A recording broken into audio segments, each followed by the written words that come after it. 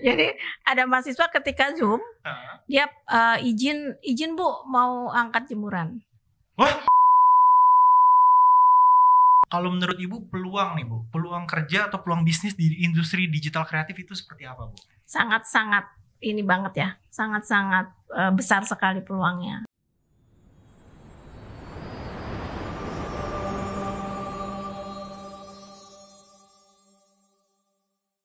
Program ini dilaksanakan sesuai dengan protokol kesehatan yang berlaku.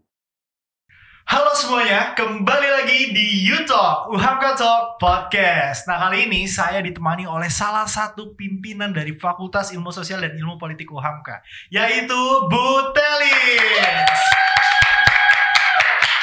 Halo Ibu, apa kabar? Halo juga Dava, kabar baik. Manis banget sih Bu senyumnya. Ini pasti yang di rumah nih bakalan kangen terus nih kalau sama Ibu nih. Nah Ibu, aku mau nanya nih Bu. Jadi longgar nih.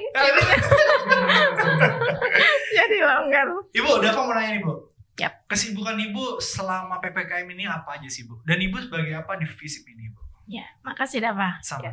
Saya di FISIP kebetulan dipercaya untuk memimpin fakultas, ya jadi sebagai dekan. Kemudian kegiatan saya ya apa ya, memanage kegiatan di FISIP. Kemudian juga sehari-hari juga karena kita pandemi ya, jadi seringnya kegiatan-kegiatan itu ada di Zoom, yaitu webinar, apa itu perkuliahan atau bahkan rapat-rapat kita juga biasanya lebih banyak di Zoom. Lebih banyak di Zoom ya. Nah makanya saya juga lihat tuh banyak banget nih Bu poster-poster tentang Ibu ketika melaksanakan webinar. Dan seriusan Bu, saya juga pernah ikut salah satu webinarnya yang membahas tentang komunikasi gender, itu seru banget sih Bu. Masa sih? Iya dong. Ya, ini mah biar lulus cepet aja. Karena nih mungkin teman-teman yang belum tahu tuh saya juga dari FISIP nih Bu nih.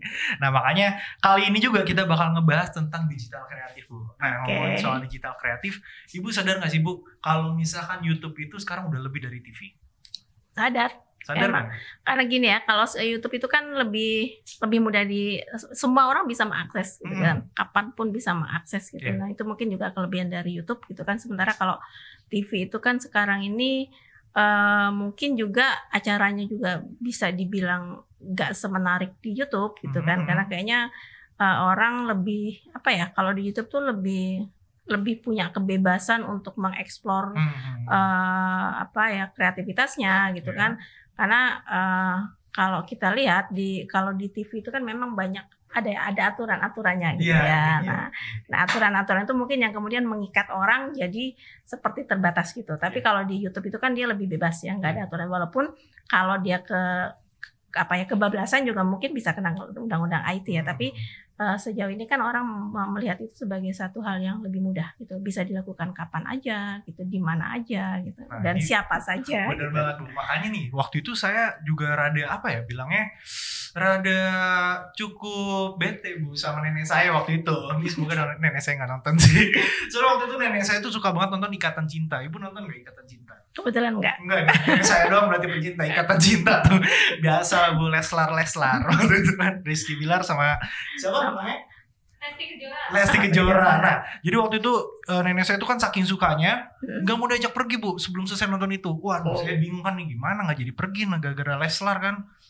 Terus akhirnya ya udahlah nonton di YouTube aja Nek, tenang aja. Nah, kan ada video sekarang. Nah, makanya dia baru tahu ternyata bisa nonton di video, bisa nonton di YouTube. Nah, mungkin karena keterbatasan itu yang membuat orang jadi pindah ke platform lain, benar nggak Bu? Iya, betul. Nah, itu dia. Nah, ngomongin juga nih, kalau misalkan di YouTube itu sekarang ada undang-undang ITE kan Bu ya? Pastinya dia akan kena undang-undang ITE juga gitu loh. Cuma memang kadang-kadang saya sedihnya gini. Kemarin saya baru aja ada satu mahasiswa yang meneliti tentang YouTube-nya Marsha ya. Marsha, siapa sih namanya Marsha yang ya tentang gamers itu loh. Nah, itu kan banyak bahasa-bahasa verbal yang memang kasar. Nah, ini yang kemudian juga di satu sisi memang YouTube memberikan kemudahan buat orang untuk membuat sesuatu, tapi di sisi lain seringkali juga disalahgunakan seperti itu. Nah, sementara kalau YouTube kan bisa diakses siapa aja. Betul. Anak kecil juga bisa, apalagi anak sekarang tuh cepet banget loh belajar tentang digital ya. Cucu saya aja pegang HP papanya gitu kan, dia bisa langsung mainan itu walaupun nggak pernah diajarin gitu loh. Nah itu yang menurut saya agak riskannya itu di situ. Gitu karena loh. Saking bebasnya itu ya. Nah terus juga kita ngomongin kan kita aku ini kan mahasiswa komunikasi nih Bu. Nah kalau menurut Ibu peluang nih Bu, peluang kerja atau peluang bisnis di industri digital kreatif itu seperti apa Bu? Sangat-sangat ini banget ya, sangat-sangat besar sekali peluangnya. Dan saya rasa nah ini juga nih yang jadi apa ya, yang jadi hal yang perlu diperhatikan oleh teman-teman di komunikasi, karena nggak harus belajar komunikasi sebenarnya orang bisa pegang digital atau bisa mengoperasionalkan digital gitu. Dan sekarang ini banyak orang-orang yang background pendidikannya bukan komunikasi, tapi bekerjanya berhubungan dengan kedigitalan itu tadi. Nah ini jadi kayaknya sih yang perlu diperhatikan itu kreativitas, kemudian juga dia juga cepat beradaptasi dengan inovasi.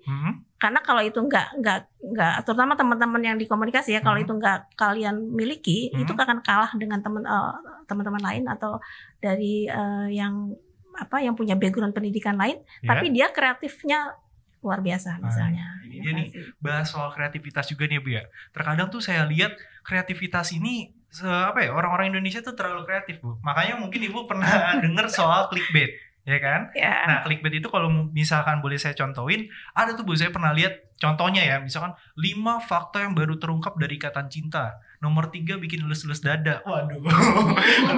Iya kan? Kalau orang-orang baca kan loh, kenapa nomor 3 bikin lulus-lulus dada? Baca kayak gitu Bu. Nah, menurut Ibu gimana tuh? Ya, itu kan sebenarnya salah satu untuk menarik orang untuk membaca. Ya, karena kan sebenarnya kalau di digital itu kan semakin banyak orang yang membuka. Misalnya katakan satu pemberitaan gitu. Nah, itu kan semakin banyak yang follow, itu kan juga akan meningkatkan ratingnya ya secara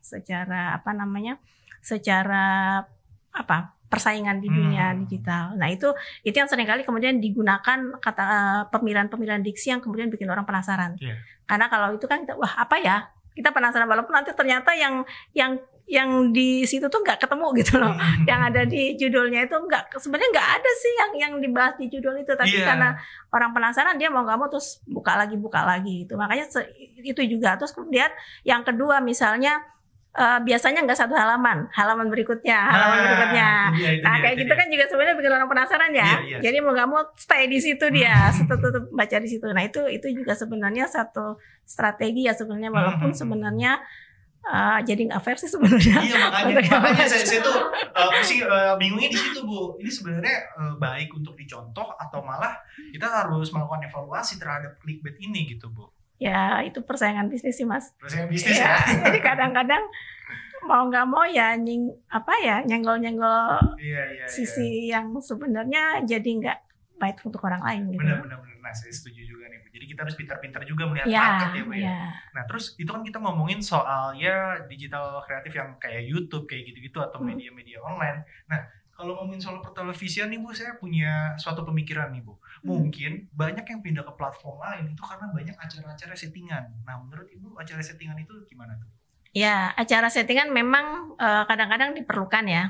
Tapi memang nggak semua acara itu bisa digunakan dengan model settingan gitu. Apalagi kalau memang itu berhubungan dengan kepentingan orang banyak gitu kan. Jadi kalau mamanya ya kita mau bicara tentang masalah COVID nih, nggak mungkin kita pakai settingan karena itu akan menyesatkan orang lain gitu. Tapi mungkin kalau terkait dengan acara-acara hiburan itu masih bisa dimaklumi dengan settingan. Karena saya rasa settingan tuh sama dengan tadi itu tuh, dengan yang clickbait juga karena untuk menarik penonton gitu kan, sehingga seringkali diheboh-hebohin gitu kan. Iya makanya. Tapi memang di satu sisi memang menyesatkan juga gitu loh ketika itu settingan, karena kita tahu kan bagaimana media itu mengkonstruksi masyarakat. Jadi apa yang dianggap benar oleh media tentunya juga dianggap benar oleh audiensnya. Nah itu kalian orang komunikasi pasti harus tahu gitu kan. Benar. Jadi harus arif lah ketika kita menggunakan satu media dan itu diakses oleh orang banyak. Makanya saya juga kepikiran kan kalau misalnya lagi podcast tiba-tiba dibuka pintu, acara apa ini? Nah kita bingung kan, tahu-tahu settingan, ntar kita klarifikasi kan biasa kayak gitu Bu lingkarannya kan. Nah terkadang tuh saya mikirnya ternyata ini kali ya yang bikin orang-orang malas nonton acara settingan kayak gitu. Gitu. Nah tapi yang aku lihat juga nih Bu ya, banyak banget karena semuanya pada pindah ke platform YouTube atau platform yang lain, itu juga artis-artis di televisi itu pada pindah semua nih Bu. Nah itu menurut Ibu gimana? Ya, sudah pasti seperti itu. Karena kan sebenarnya hidupnya artis itu kan tergantung pada audiennya. Ketika audiens itu beralih platform, pastinya dia juga harus mengikuti itu gitu. Jadi itu sebenarnya sih udah apa ya? Jadi hukum sebab akibat jadinya.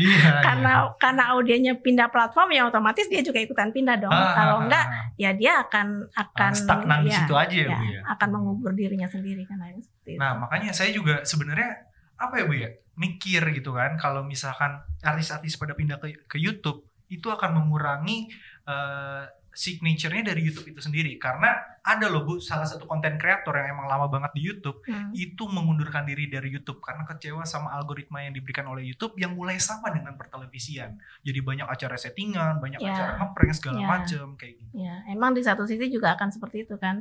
Akhirnya mungkin suatu saat YouTube juga akan ditinggalkan. Ketika di satu titik tertentu ternyata justru tidak membuat satu inovasi baru, tidak membuat satu hal yang berbeda gitu kan, tapi sama aja dengan yang sudah ada gitu pasti suatu saat juga akan ditinggalkan.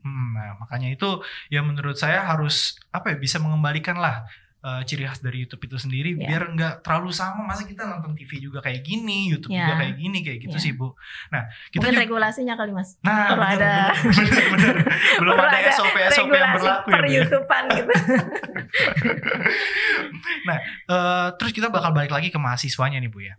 Kalau misalnya kita ngomongin mahasiswa komunikasi, menurut Ibu bagaimana mahasiswa komunikasi ini bisa membaca peluang Bu terhadap industri dunia digital kreatif ini? Saya rasa harusnya mahasiswa komunikasi itu harusnya yang terdepan loh membaca peluang, karena mereka sebenarnya itu dunia mereka sebenarnya. Tadi saya bilang orang lain yang punya background pendidikan lain sekarang udah masuk ke ranah sana. Jadi kalau kita sendiri sebagai mahasiswa komunikasi tidak cepat beradaptasi, kemudian tidak kreatif, tidak mengikuti inovasi yang terus teknologi itu kan cepat betul. Bergeraknya. Nah itu memang kita juga akan tertinggal. Jadi memang saya rasa sih kreativitas, makanya kita kan di fakultas juga ada misalnya creative thinking. Itu sebenarnya kan kita mengajarkan bagaimana kita berpikir kreatif gitu kan, bagaimana kita bisa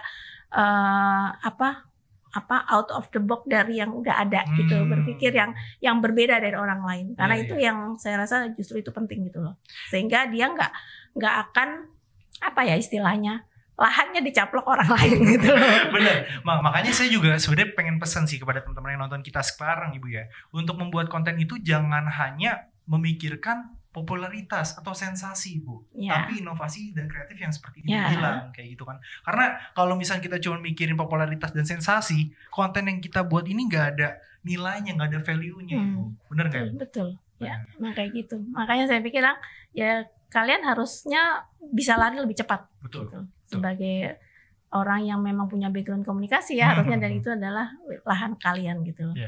Saya setuju Ibu. Nah, saya juga mau nanya nih Bu tentang mahasiswa komunikasi nih. Kalau misalkan prestasi-prestasi di FISIP itu apa aja Bu? Dan keunggulan di FISIP itu apa aja Bu? Banyak sih sekarang teman-teman yang udah mulai kreativitasnya ada gitu ya. Misalnya kayak CG gitu kan, mereka kreatif bikin film gitu kan. Terus kalau saya lihat teman-teman udah bagus sih kalau bikin satu film pendek gitu kan.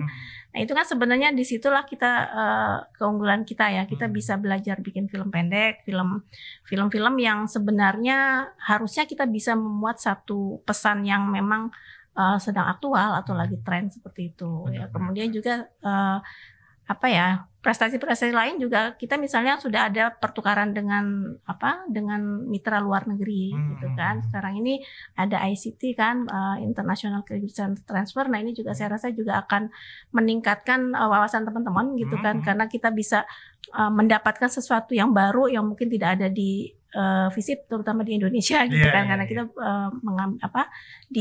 dipandu oleh orang-orang dari luar. Itu berarti kita otomatis akan ada pertukaran kebudayaan di situ. Betul.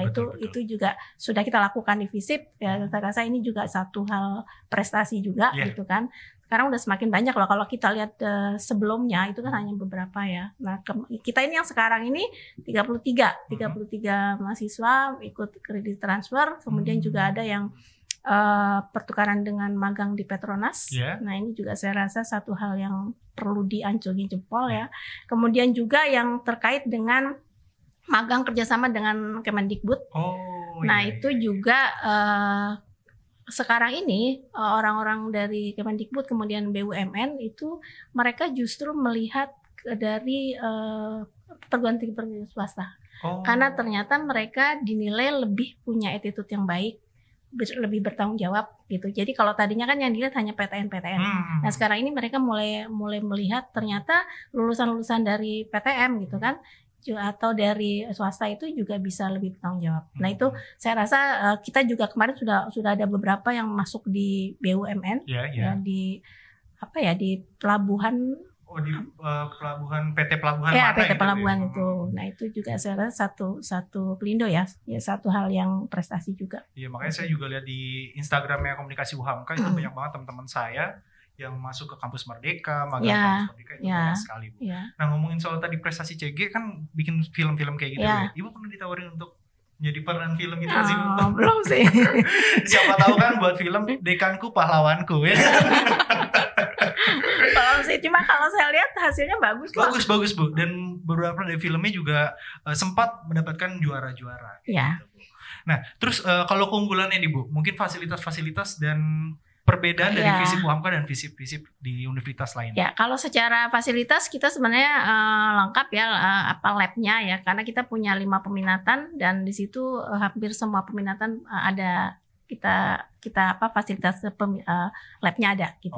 Jadi kalau mau humas, mau belajar tentang bagaimana kita melakukan negosiasi atau apapun kita juga ada gitu kan. Kemudian juga jurnalis juga seperti itu.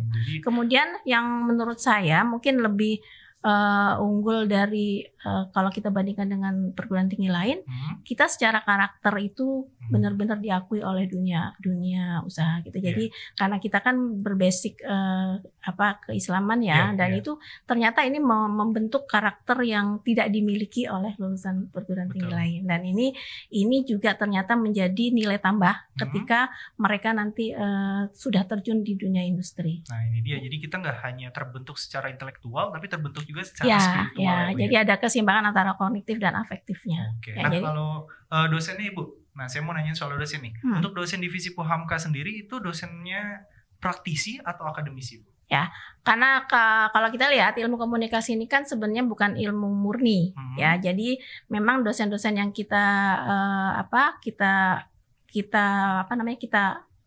rekrut gitu ya. Itu adalah dosen-dosen yang memang kita seleksi secara keilmuan, kemudian secara kompetensi. Itu sehingga kita bisa memberikan skill secara konsep, teori gitu kan. Tetapi juga kita tidak melupakan dosen-dosen praktisi. Karena dosen-dosen praktisi inilah yang mengajarkan kepada teman-teman mahasiswa itu bagaimana sih praktikalnya gitu. Nah, mereka itu mendapatkan langsung dari praktisinya dan mereka pengalaman-pengalaman praktisi di dunia industri ini yang kemudian membantu teman-teman mahasiswa untuk mengenal secara real seperti apa sih dunia yang sesungguhnya. Nah, ini jadi kita mengcombine antara teoritisnya dan praktikalnya seperti itu. Jadi pengajar divisi UHAMKA ini nggak main-main ya Bu ya? Insya Allah gitu, nggak main-main. Dan saya juga kan udah semester 7 nih kebetulan Bu ya. Dan yang selama saya alami dan selama saya jalani di FISIP ini tuh pengajarnya profesional semua sih Bu. Dan saya mendapatkan praktik-praktik dan teori yang menurut saya itu bermanfaat untuk saya ke depannya. Nah, terus saya juga mau nanya nih Bu, untuk FISIP sendiri itu apa sih Bu dukungan-dukungan untuk mahasiswanya agar bisa terus berkreasi dan menciptakan prestasi-prestasi yang dibanggakan oleh fakultas itu sendiri? Ya, selain kita memberikan fasilitas tadi lab dengan beberapa yang disesuaikan dengan peminatan. Kita juga misalnya ada kalau di SMA itu eskul ya, jadi UKM ya kalau kita di UKM ya. Jadi ada Saka yang bergerak di radio, kemudian ada CG tadi, kemudian juga ada fotografi gitu kan, ada teman-teman jurnalis juga ada. Terus ada PR Club juga. Iya, ada PR Club. Teman-teman jurnalis juga ada ininya sendiri gitu kan, ada komunitasnya sendiri. Dan saya rasa komunitas-komunitas ini justru ini yang akan menambah wawasan teman-teman untuk bisa lebih mengeksplor kreativitasnya. Ya, betul Betul sekali. Nah, berarti teman-teman menurut saya nih Bu ya, udah nggak harus ragu lagi lah untuk memilih FISIP UHAMKA sebagai jurusan ataupun prodi yang bisa dipilih untuk melanjutkan jenjang di perkuliahan. Ya, pastinya itu. Oke, kita bakal lanjut nih Bu ke sesi selanjutnya, yaitu adalah sesi UHAMKA bertanya. Oke, kali ini kita udah ada di sesi UHAMKA bertanya. Dan di sesi kali ini ada beberapa netizen yang ada di Instagram UHAMKA PMB yang sudah bertanya nih di question and answer yang ada di Snapgram UHAMKA PMB yang akan ditanyakan langsung kepada Bu Telis nih Bu. Netizen beneran apa bukan? Beneran dong Bu. Kan kita kan bukan acara TV yang setting. Masa sih?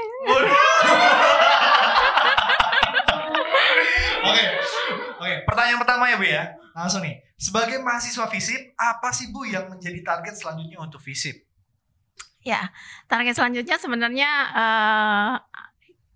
kita pengen mahasiswa FISIP itu bisa juga berbahasa asing ya, karena ini menjadi satu hal yang kebutuhan kayaknya nih ke depannya. Saya sendiri juga pengen belajar lagi nih bahasa. Jadi mungkin ke depan kita juga akan memasukkan TOEFL sebagai syarat kelulusan gitu kan, karena ini akan membuka peluang untuk kerjasama ke luar negerinya lebih luas lagi. Jadi kalau kemarin ya seperti angkatannya yang sekarang, yang angkatannya siapa namanya kok? Yazid itu kan kita menjaring dari teman-teman hanya dapat 33 mahasiswa nih yang siap untuk secara kebahasaan. Itu juga dari dosen bahasa Inggrisnya. Nah, kita ingin kedepannya lebih banyak lagi gitu loh. Karena ternyata ini penting banget gitu kan, terkait dengan kemampuan berbahasa. Ya, betul loh. Jadi teman-teman bisa dicatat ya, itu adalah suatu syarat kelulusan yang nantinya akan diadakan di FISIP ini. Nah, terus pertanyaan yang kedua nih Bu, di FISIP ada program studi apa aja Bu? Ya, FISIP baru punya satu program studi yaitu ilmu komunikasi. Peminatannya ada 5 peminatan: jurnalistik, periklanan, broadcast, kehumasan, kemudian mankom. Oke. Ya. Lanjut nih. Untuk lulusan FISIP bisa nggak sih Bu cepet kerja? Sebenarnya kalau masalah cepat kerja itu tergantung dari kompetensi lulusan ya. Jadi itu yang kemudian mungkin harus diperhatikan oleh teman-teman semua ya, ketika dalam proses pendidikan ini, proses pembelajaran juga harus belajar untuk bisa lebih punya kompetensi yang diharapkan oleh dunia usaha. Tapi kalau dari hasil tracer study yang kita lakukan atau penelusuran dari alumni itu sekitar masa tunggunya ya. Ini kalau ini berhubungan dengan masa tunggu ya. Kalau masa tunggu itu di kita itu 3 sampai 8 bulan. Jadi cukup cepat sebenarnya. Jadi itu yang kita dapat dari hasil tracer study kita. Oke. Lanjut ke pertanyaan selanjutnya Bu ya. Prospek kerja di FISIP apa aja nih Bu? Prospek kerjanya banyak sih ya sebenarnya, hampir di semua departemen bisa, kemudian di perusahaan-perusahaan media bisa, gitu kan? Karena saya rasa di setiap perusahaan tuh juga membutuhkan tenaga komunikasi. Jadi tinggal bagaimana teman-teman bisa mempersiapkan dirinya untuk bisa bersaing ya. Jadi kita di sini kan mempersiapkan secara pembelajarannya teori praktek gitu kan. Tapi kembali lagi bagaimana teman-teman bisa menyerap ini semua dengan optimal gitu. Oke. Terus ada lagi yang mau ditanyain, itu adalah kejadian lucu saat mengajar. Nah, ada nggak nih? Apa ya? Kejadian lucu saat mengajar ya. Seringkali, nggak tahu ini lucu apa enggak ya? Ya, coba saya dengerin dulu. Jadi ada mahasiswa ketika Zoom, dia izin Bu mau angkat jemuran. Wah, itu lucu. Seriusan? Iya. Itu izinnya gimana Bu? Ya izin di chat itu dia bilang, izin Bu saya mau angkat jemuran. Terus ibu izinin nggak? Ya kalau kayak gitu mau diizin mau nggak kan dia udah langsung pergi aja. Kirain nungguin balasan ibu dulu. Ini kayak hujan. Iya, jemuran udah basah lagi. Iya, makanya nggak tahu ini lucu apa enggak gitu. Cuma kan kita kadang-kadang jadi dosen suka kesel juga. Ini gimana sih nggak pada tempatnya. Tapi lucu Bu, aturan ibu sekalian bilang nggak sekalian jemuran saya kan. Tapi ada lagi nggak Bu, misalnya yang ketiduran pas lagi ini? Kalau yang ketiduran, karena saya gini ya, kalau yang saya sendiri karena saya lebih banyak pakainya Google Classroom gitu kan. Jadi nggak nggak tahu dia ketiduran apa enggak. Iya gitu sih. kan. Biasanya siapa tahu aja lagi tidur ngetik kan gak ada yang tahu gitu.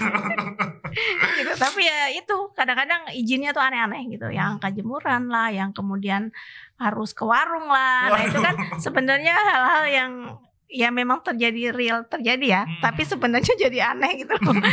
Kan kita harusnya membayangkan nggak kita ada di kelas nih gitu kan. Kok bisa-bisanya dia izin mengangkat jemuran. Bisa. Soalnya ada juga Bu teman saya yang Zoom itu sambil nge-grab Bu. Itu dan dia on cam. Kan kita kalau ngeliat kan serasa lagi mesin GrabFood kan gitu. Okay. Oh iya, ada yang kayak gitu juga emang. Iya makanya. Nah mungkin bukan hanya belajar, bukan hanya ketika lagi kuliah. Kadang-kadang lagi bimbingan skripsi juga gitu. Sambil nge-grab Bu? Iya. Hah? Benar, Seriusan? iya. Saya bilang gini, ini kamu gimana sih nggak balas-balas gitu kan? Maaf ya Bu, saya lagi nge-grab nih gitu. Dipasang tuh fotonya dia lagi dipasangin kowe. Gak takutnya nih Ibu ya, takutnya ya mesen grabnya anak Ibu. Datangnya ke rumah ibu juga. Loh kamu ini yang tadi Zoom sama saya gitu. Iya, jadi dia nanya ke saya kan, Bu ini gimana nih lewat WA. Ya udah saya jawabkan. Udah gitu jawabnya lama banget gitu. Terus padahal dia di satu sisi dia ngeburu-buru, katanya saya mau ikut semprol nih Bu gitu kan. Lah kamu udah dari siang loh saya ini ngepost ke kamu. Ya Bu saya tadi soalnya nge-grab kata dia gitu. Mungkin untuk meyakinkan saya dipasang tuh foto dia kan. Benar. Lalu duluan dia yang nanya ke saya kan, bimbingan kenapa jadi terus membiarkan dirinya nge-grab. Biasa Bu, kebutuhan hidup. Nah itu kayak gitu-gitu lah yang kadang-kadang gemes tapi gimana gitu kan.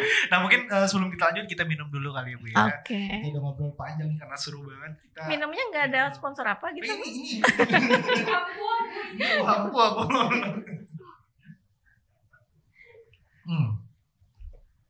Oke. Beda ya rasanya uhamku. Uhamku ya. Ada bismillah. Katanya setara air zam-zam ya. Uham ke kampusku, uhamku minumanku. Oke, kita lanjut ya Bu ya ke pertanyaan selanjutnya nih.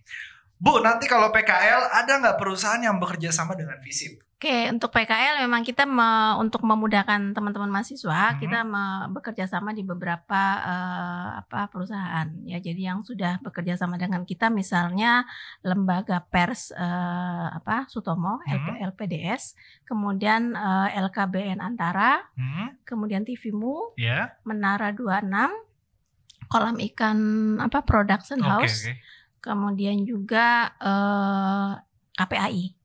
Jadi kemarin ini kebetulan kan Bu Rita di sana nih di KPAI juga mereka membuka peluang untuk teman-teman kalau ada yang berminat untuk PKL atau magang di sana.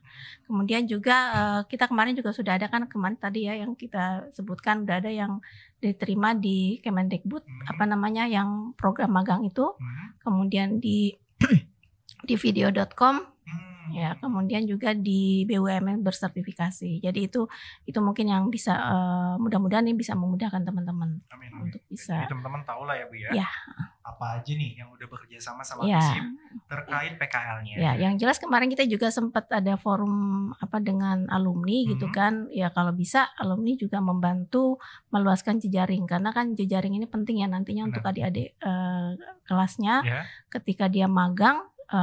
Mereka udah ada di mana aja nih. Betul. Kalau bisa tuh mereka bisa merekrut adik-adiknya untuk bisa magang di sana. Betul sekali. Oke, kita lanjut ke pertanyaan berikutnya. Minta tips biar bisa berani ngomong di depan banyak orang, Min.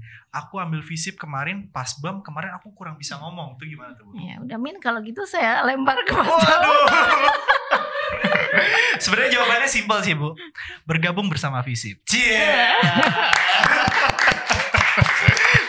Tapi serius loh, di Visip ini saya diajarkan bagaimana cara public speaking, bagaimana saya bisa bersosialisasi dengan orang banyak, kayak gitu sih Bu. Dan yang terakhir tuh saya diajarkan bagaimana bisa mengentertain. Berarti kan ini pengakuan yang real. Ya, jadi yang kalau yang nanya adik-adik kelas, itulah yang benar-benar dialami kakak kelasnya. Betul. Nah, oke. Daripada dari saya kan ya. Oke, jadi itu aja Bu. Kali ini di sesi Uhamka bertanya, jadi ya udah lumayan seru. Yakin nih cuma itu? Yakin dong Bu. Saya masih bisa jawab 10 pertanyaan lagi. Waduh. Jadi kita Nah mungkin nanti pertanyaan-pertanyaan yang akan menyusul itu bisa langsung aja drop di kolom komentar. Nah karena kita sudah selesai nih Bu bahas tentang digital kreatif, bahas tentang FISIP, bahas tentang prospek dan segala macamnya. Boleh dong Bu kasih pesan untuk mahasiswa atau untuk maba-maba nih terkait FISIP UHAMKA itu sendiri. Ya, pokoknya yang sudah masuk FISIP UHAMKA nggak nyesel, gitu kan? Yang belum mendaftar ulang segera mendaftar ulang. Betul sekali. Ya, karena nanti kehabisan kursi. Bener banget nih. Jadi kayaknya semakin hari semakin cepat nih yang pada rebutan kursi. Jadi semoga cepat mendaftar ulang. Amin. Karena nggak nyesel lah di FISIP UHAMKA kita udah 3 kali dapat akreditasi. Ini dia nih. Dan saya salah satu mahasiswa komunikasinya tidak terlihat menyesal kan? Ya. Asik. Sampai tidak menyesalnya nggak lulus. Waduh. Justru dengan ada podcast ini saya ingin cepat lulus Bu. Kan ngomong sama dekan langsung kan bisa menambah kan kesempatan untuk cepat lulus. Oke, kalau gitu terima kasih Bu atas waktunya. Sama-sama. Semoga selalu sehat dan terus berjaya di FISIP. Amin. Yaudah teman-teman, terima kasih sudah mengikuti kita dari awal sampai akhir. Dan jangan lupa untuk like, komen, dan subscribe. Sampai jumpa di konten-konten berikutnya. Bye-bye.